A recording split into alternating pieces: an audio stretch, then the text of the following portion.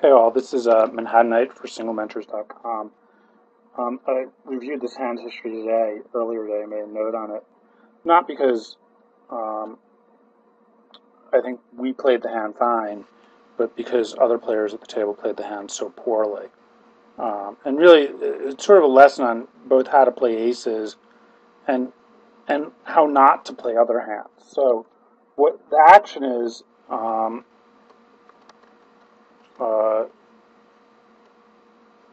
it is 500, 1000. This is a 3 rebuy at 180. And this player limps about, he has about 7,000 to start, and he limps 1/7 of his stack, which to begin with is just absolutely horrible. If you have a hand that's good enough to play here, you should be shoving it. You should just never, ever, ever be limping it. Now, no one knows, obviously, we have aces here. It folds to this guy, and he raises it 3,000 against a player that's basically pot committed. I don't know what he has yet. I don't know what he has. But I see we have aces. And, so what do we do here? Do we want to shove or raise? Let's say we raise it to 6,000. So we isolate this guy into the pot, most likely. We can't imagine him folding much. And we may fold this guy out. We may get his chips, or we may get nothing. Probably can get his chips in any way. I mean, if we flat here, it's likely that this guy with 7,000 chips to start the hand, 60, 59, 80 now, is really likely to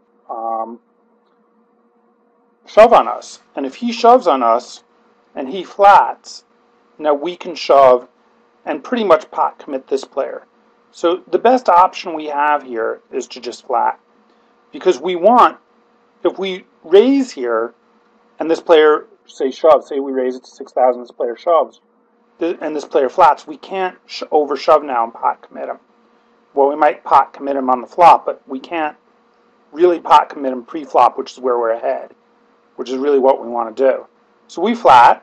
Seems very logical. This guy's going to shove, and we're going to get this guy's chips and this guy's chips. Easy game. And what happens is this guy shoves, and I immediately think this guy has to have a hand like kings. He has to have kings or queens here to shove.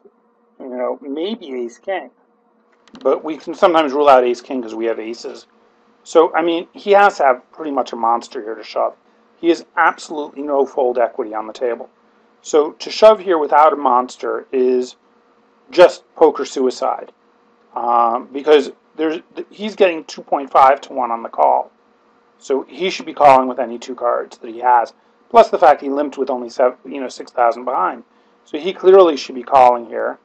Once he calls, this guy's going to get monster odds to call, right? Because it's only 4,000 more for for about a 22,000 chip pot.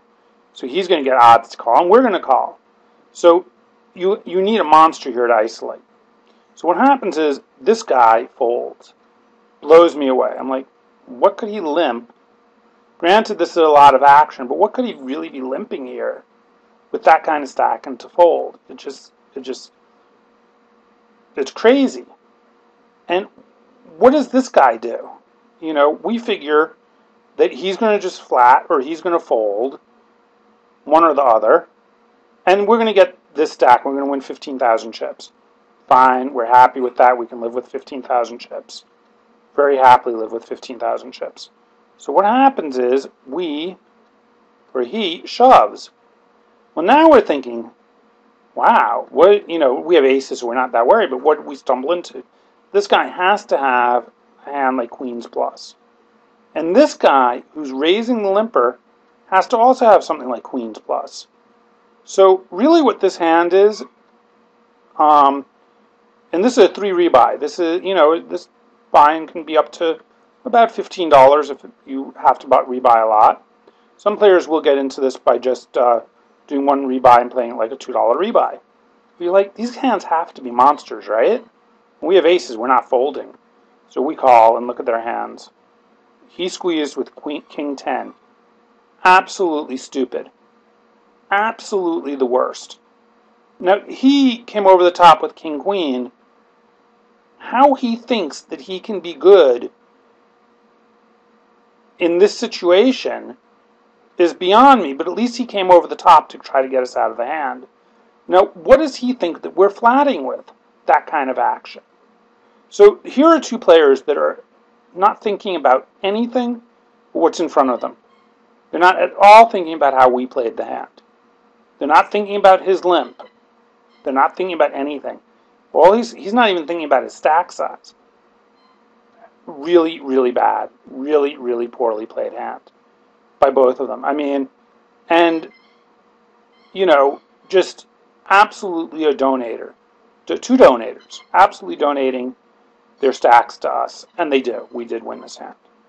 And he did have some outs on the river with the diamonds. Oh, no, he didn't. We flopped the nuts. Never mind.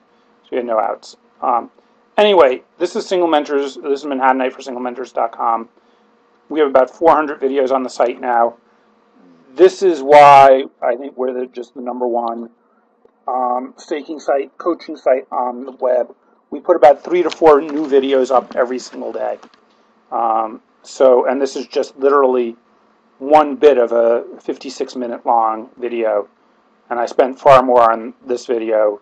It's about 7 minutes in length, so I spent far more on this video than I did in an actual review. It was just a situation where it just befuddles me and shows us why, you think poker is dead, and poker is long, long from dead. Anyway, Manhattan Night for SingleMentors.com. Enjoy. Talk to you later.